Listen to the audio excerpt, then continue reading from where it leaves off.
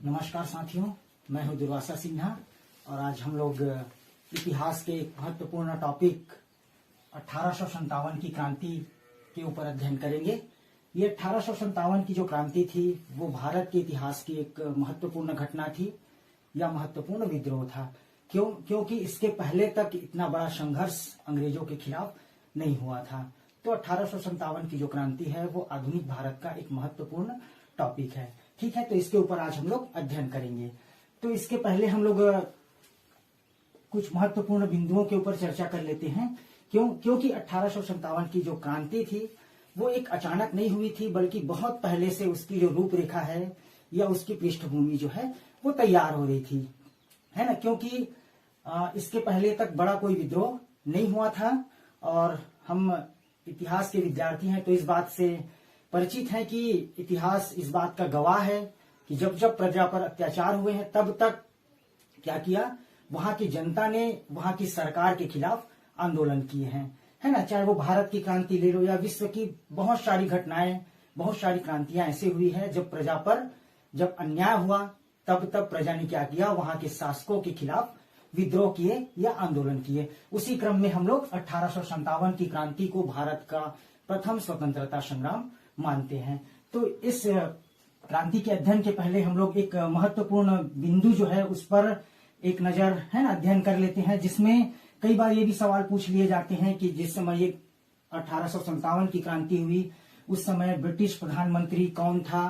तो उस समय ब्रिटिश प्रधानमंत्री लॉर्ड पामस्टन था। ठीक है, उसके बाद आता है गवर्नर जनरल। तो भारत का गवर्नर जनरल उस समय कौन था, तो लॉर्ड कैनिंग था। क्योंकि 1848 से लेके 1856 तक डलहौजी रहा। उसके बाद डलहौजी के बाद ये लॉर्ड कैनिंग भारत का गवर्नर जनरल बना, है ना। उसके बाद आते हैं मुगल सम्राट। तो उस समय में मुगल सम्राट कौन था, मुगल सम्राट बहादुर शाह द्वितीय या जिसे बहादुर शाह जफर के भी नाम से जाना जाता है। और ये अंतिम मुगल बादशाह हुए। इसके बाद जो है वो मुगल वंश जो है वो 1526 में बाबर के द्वारा स्थापित हुई थी।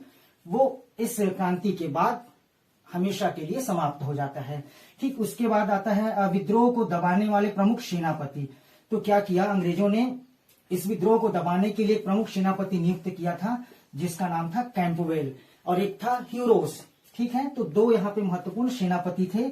उसके बाद आता है विद्रोह का प्रतीक चिन्ह। क्या किया था क्रांतिकारियों ने 1857 के विद्रोह के लिए एक प्रतीक चिन्ह निर्धारित किया था। तो वो प्रतीक चिन्ह था कमल का फूल और एक रोटी। तो ये इस क्रांति का प्रतीक चिन्ह था।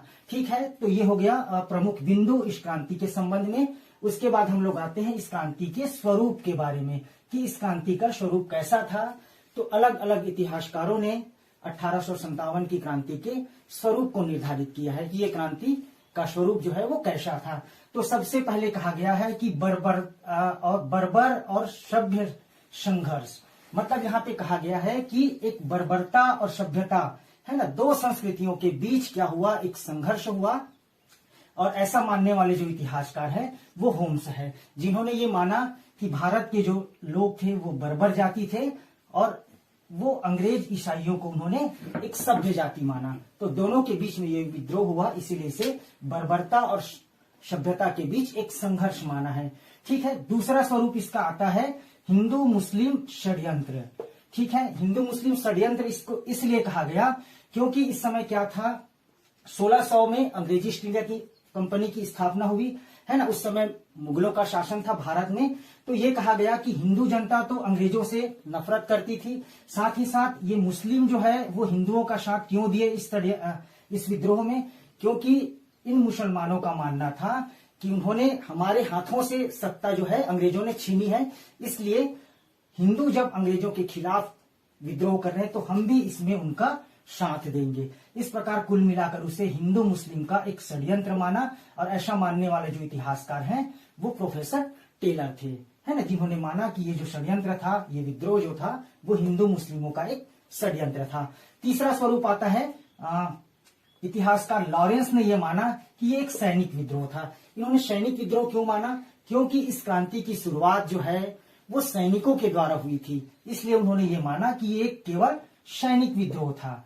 ठीक है, इतिहासकार लॉरेंस और सर सैयद अहमद खां ये दोनों ने माना। सर सैयद अहमद खां को आप लोग जानते ही होंगे, जो कि मुस्लिम लीग के संस्थापक थे। ठीक, उसके बाद आता है कई इतिहासकारों ने माना, भारतीय इतिहासकारों ने, जिसमें प्रमुख रूप से वी.डी. सावरकर थे, जिन्होंने ये माना कि ये 1857 की जो क्रांति थी वो भारत का प्रथम स्वतंत्रता संग्राम था। ठीक है, क्योंकि प्रथम स्वतंत्रता संग्राम इन्होंने इसलिए माना क्योंकि इतना बड़ा विद्रोह या क्रांति जो है वो इसके पहले कभी नहीं हुई थी। ठीक है, तो इसे प्रथम स्वतंत्रता संग्राम माना। उसके बाद आता है ईसाइयों के विरुद्ध एक संघर्ष। यहाँ पे क्या कहा गया, क्योंकि वो अंग्रेज जो थे, है ना, वो ईसाई थे, तो उन्होंने क्या माना कि ये जो क्रांति थी वो भारतीयों का ईसाइयों के विरुद्ध एक संघर्ष था, जिसमें प्रमुख रूप से इतिहासकार रीज थे। उन्होंने यही माना कि ये ईसाइयों के विरुद्ध एक संघर्ष था। ठीक है, तो ये हो गया प्रमुख बिंदु और इस क्रांति का स्वरूप। अब हम लोग आते हैं सबसे महत्वपूर्ण टॉपिक, इस 1857 की क्रांति के कारण के ऊपर। तो 1857 की क्रांति के बहुत सारे कारण थे, है ना, बहुत पहले से इसकी पृष्ठभूमि जो है वो तैयार हो रही थी। जैसे सबसे पहला कारण जो था वो प्लासी का युद्ध था। ठीक, प्लासी का युद्ध में कैसे ये कारण हुआ, क्योंकि प्लासी का युद्ध तो 1757 में हो चुका था और उसके 100 साल बाद 1857 में ये विद्रोह हुआ। ठीक है, लेकिन 100 साल पहले उसकी पृष्ठभूमि जो है वो तैयार हो रही थी। कैसे, जब बंगाल का जो नवाब उस समय मुर्शीद कुली खान हुआ करता था, उन्होंने क्या किया, उसके कोई पुत्र नहीं होने की स्थिति में उन्होंने क्या किया, अपनी बेटी का, है ना, अपनी सबसे छोटी बेटी का जो बेटा था सिराजुद्दौला, उसे उन्होंने बंगाल का नवाब बना दिया। जबकि अंग्रेज जो है वो क्या करते थे, किसी राजवंश में पुत्र नहीं होने की स्थिति में क्या करते थे, वो जो सारी रियासत होती थी उसे हड़प लेते थे, है ना। तो ये 1757 में प्लासी के युद्ध में सिराजुद्दौला जब बंगाल का शासक बना, अपने नाना के बाद, है ना, उत्तराधिकार में उसको बंगाल की गद्दी मिली थी, तो उसी समय से अंग्रेजों ने क्या किया, भारतीय रियासतों के खिलाफ विद्रोह करना शुरू कर दिया। तो ये प्लासी का युद्ध जो है वो इस 1857 की क्रांति का पहला कारण था। ठीक है, ये हो गया। उसके बाद आते हैं राजनीतिक कारण। तो राजनीतिक जो कारण थे वो सबसे बड़ा इंपॉर्टेंट कारण था 1857 की क्रांति का। क्यों, क्योंकि इस समय में क्या हो रहा था, जिस समय में डलहौजी ने, है ना, 1848 से 1856 तक जब डलहौजी रहा, तो उन्होंने, डलहौजी ने क्या किया था, भारतीय रियासतों को 3 भागों में विभाजित कर दिया था अपने व्यपगत सिद्धांत के अंतर्गत, जिसमें 3 कैटेगरी में ऐसे राज्यों को उन्होंने बांटा था। पहले कैटेगरी में वो आते थे जिसे पुत्र गोद लेने के अधिकार थे, दूसरी कैटेगरी में वो आते थे जिन्हें ब्रिटिश सरकार पुत्र गोद लेने के अधिकार दे सकती थी, ये अंग्रेजों के ऊपर डिपेंड करता था, और तीसरा था जिसको पुत्र गोद लेने के अधिकार बिल्कुल भी नहीं था। ठीक है, तो डलहौजी की जो हड़प नीति थी वही 1857 की क्रांति का सबसे बड़ा राजनीतिक कारण माना जाता है। ठीक है, उसके अलावा बहुत सारे ऐसे छोटी छोटी रियासतें थी जिसको डलहौजी ने क्या किया, अपनी हड़प नीति के तहत हड़प लिया था, है ना। क्योंकि उस समय क्या था, प्रमुख रूप से जो राज करने वाले जो रियासतें थी उसमें दिल्ली में बहादुर शाह जफर का शासन था, लखनऊ में हजरत महल, ठीक है, उसी प्रकार सतारा में रंगाजी बापू, झांसी में रानी लक्ष्मीबाई, और बिहार के पटना क्षेत्र में कुंवर सिंह का शासन जो है वो स्थापित था, है ना। तो ऐसे करके क्या किया, उन्होंने बहुत सारे रियासतों को धीरे धीरे हड़पना शुरू कर दिया। तो 1848 में उन्होंने सबसे पहले गोद निषेध प्रथा के अंतर्गत सतारा को हड़प लिया। उसके बाद सतारा के बाद जैतपुर, संबलपुर, झांसी, नागपुर जैसी रियासतों को डलहौजी ने हड़पना शुरू कर दिया। ठीक है, उसके बाद एक अवध था, तो अवध को भी उन्होंने कुप्रशासन का आरोप लगाकर अवध को अपने साम्राज्य में हड़प लिया था। तो ऐसे बहुत सारे राजनीतिक कारण जो थे जो इस क्रांति के लिए उत्तरदायी माने जाते हैं, है ना। तो ये सारे कारण जो है वो राजनीतिक कारण के अंतर्गत आते हैं।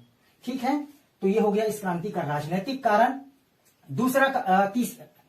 ये दूसरा होगा और ये तीसरा होगा, सॉरी यहाँ पे, है ना, ये चौथा होगा, ये पांचवा और ये छठवां।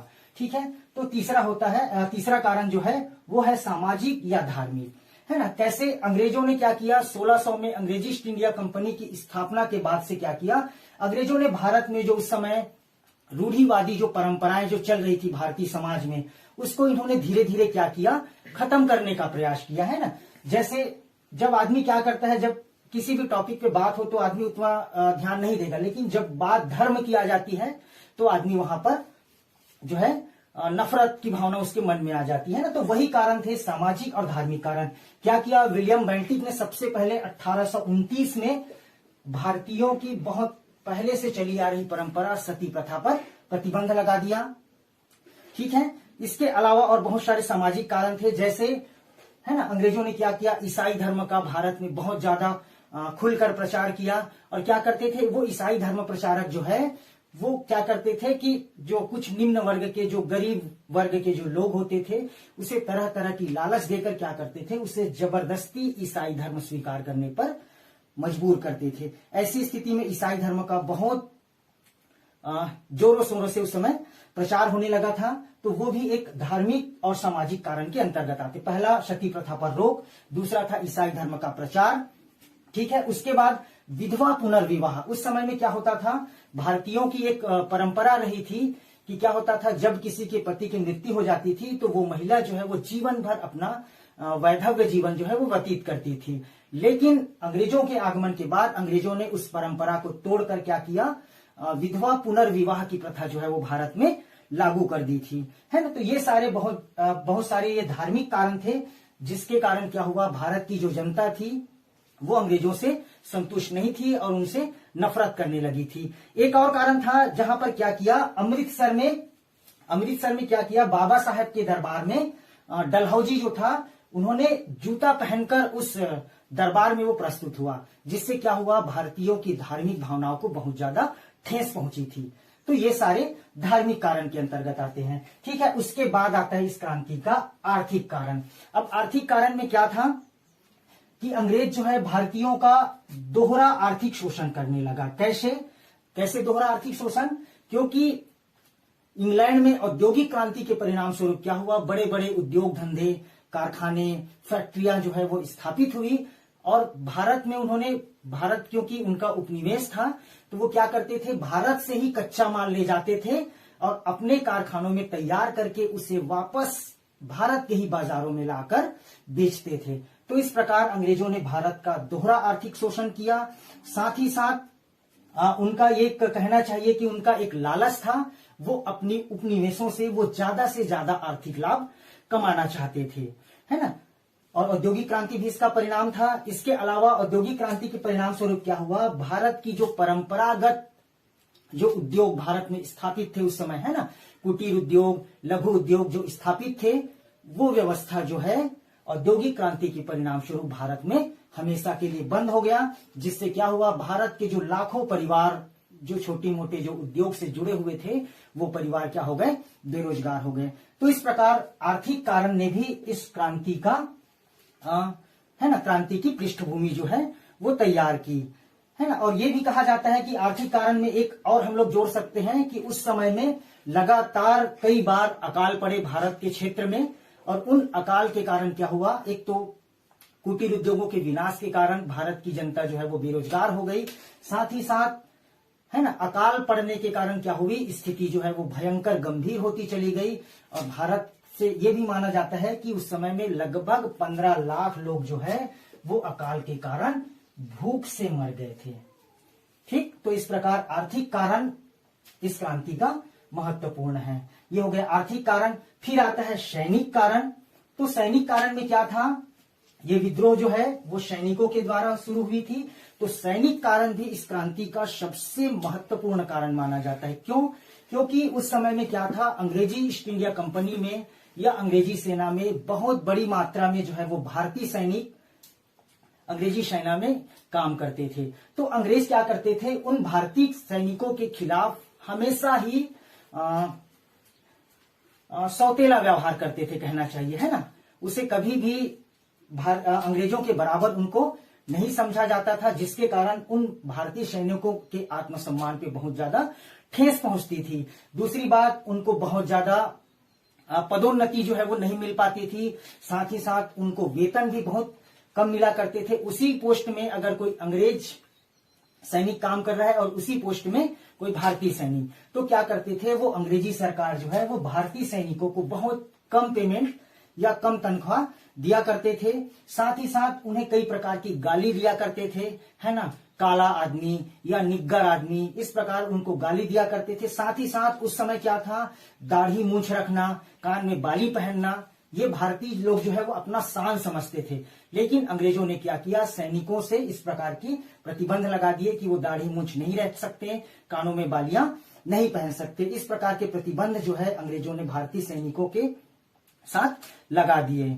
ठीक है, उसके अलावा क्या होता था, अनुपात, सैनिकों में जो अनुपात भी होते थे वो बहुत कम हुआ करते थे। उस समय क्या था, 5:1 में भारतीय सैनिक रखते थे, मतलब 5 भारतीय सैनिक, उसके साथ में 1 अंग्रेज सैनिक हुआ करते थे। तो ये जो अनुपात था वो बहुत ज्यादा था। इसके अलावा पेमेंट कम देना, है ना, भेदभाव करना, पदोन्नति में कोई उनको लाभ नहीं मिलना। उसके बाद एक सबसे महत्वपूर्ण कारण आता है सैनिकों के में 1854 में उन्होंने एक डाक निषेध प्रथा, डाक निषेध कानून जो है वो पारित कर दिया। ये डाक निषेध कानून के अंतर्गत क्या हुआ, क्योंकि उस समय तो टेलीफोन या मोबाइल जैसा सिस्टम था नहीं, तो क्या करते थे भारतीय सैनिक जो है वो अपने परिवार को एक चिट्ठी लिखा करते थे, है ना, जो कि निशुल्क वो जो चिट्ठी है वो उन सैनिकों के परिवारों तक पहुंच जाता था। लेकिन 1854 में अंग्रेजों ने क्या किया, एक डाक निषेध प्रणाली जो है वो लागू कर दी सैनिकों के साथ, जिसके अंतर्गत वो जो चिट्ठी या डाक जो भेजे जाते थे सैनिकों के द्वारा वो अब बंद हो गया। ठीक है, एक और कारण मान सकते हैं हम लोग, डाक निषेध के बाद एक और मान सकते हैं हम लोग, जहां पे क्या था, डाक अधिनियम 1854 के बाद एक और कारण आ सकता है सैनिक कारण में, उसे भी हम सैनिक कारण में शामिल करते हैं। कैसा, वो था समुद्र पारगमन की नीति। वो समुद्र पारगमन की नीति क्या था, उस समय हिंदुओं में एक समुद्र के आर पार जाना जो है वो अपने धर्म के विरुद्ध कार्य माना जाता था। ठीक है, तो वो अंग्रेज अधिकारी क्या करते थे, भारतीय सैनिकों को हमेशा विदेशों में उनकी पोस्टिंग की जाती थी। इसीलिए क्या होता था कि भारतीयों को अब विदेश जाना है तो एक देश से, है ना, समुद्र को पार करके दूसरा देश जाना ही पड़ेगा।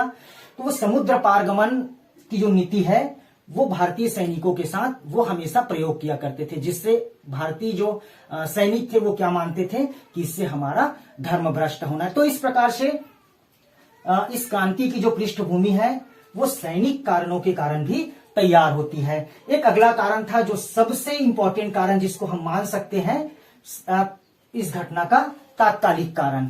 ठीक है, तो वो तात्कालिक कारण में क्या था, तात्कालिक मतलब हम समझ सकते हैं कि वो घटना हुई और, है ना, बिना कोई विलंब के वो विद्रोह की शुरुआत हो जाती है।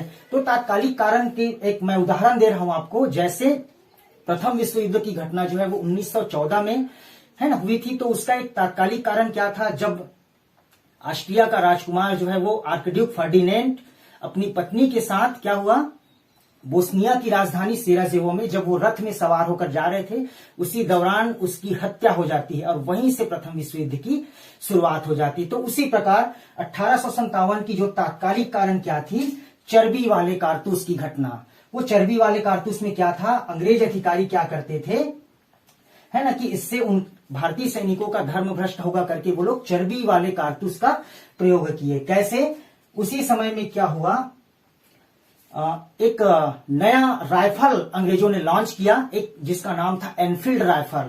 तो उस एनफील्ड राइफल का प्रयोग अंग्रेजों ने क्रीमिया युद्ध के समय किया था, लेकिन बाद में उन्होंने भारत में भी उस राइफल का प्रयोग करना जो है वो शुरू कर दिया, है ना। उस राइफल में जो गोलियां जो भरी जाती थी, कारतूस जो भरे जाते थे, उसे दांत से काटकर उस बंदूक में लोड करना होता था। तो क्या था, उस समय वो जो भारतीय सैनिक थे या तो हिंदू थे या मुसलमान थे। तो क्या करते थे अंग्रेज, जो हिंदू सैनिक होते थे उसे गाय की चर्बी वाले कारतूस देते थे और जो मुसलमान सैनिक होते थे उसे सुअर की चर्बी वाले कारतूस देते थे। जिससे गाय की चर्बी को अपने दांत से काटते थे तो इससे भारतीय सैनिक जो हिंदू सैनिक थे उनका धर्म भ्रष्ट होता था। साथ ही साथ मुसलमानों में सुअर को एक छूत माना जाता था, है ना। इसीलिए जब वो सुअर की चर्बी वाले कारतूस को अपने दांत से काटते थे तो मुस्लिम सैनिकों का भी धर्म जो है वो भ्रष्ट होता था। ठीक है, तो इस प्रकार चर्बी वाले कारतूस की जो घटना है वो इस 1857 की क्रांति का सबसे महत्वपूर्ण तात्कालिक कारण था।